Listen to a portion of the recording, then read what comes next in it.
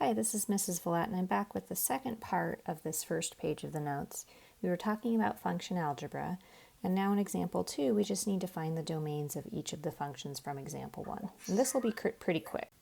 So the reason I say this is going to be easy is the first few functions all turned out to just be polynomial functions. We were adding two polynomials and the result was polynomial. Subtracting, we got a polynomial. Multiplying, we got a polynomial.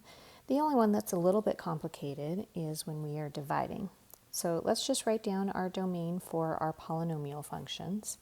So we'll just write it in a different color under each of these. So the domain for the first three examples, A, B, and C, is just all real numbers, which we write in interval notation.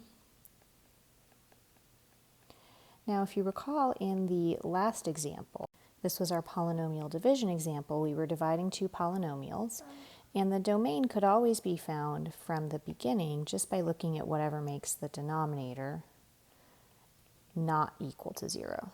So if we set the denominator not equal to 0, we would get 6x can't equal 18, negative 18, or x cannot equal negative 3.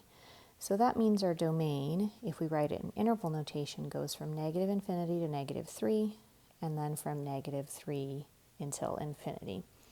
We also got that same answer when we were paying attention to our cancellations here by making sure we kept good track of anything that would create a hole.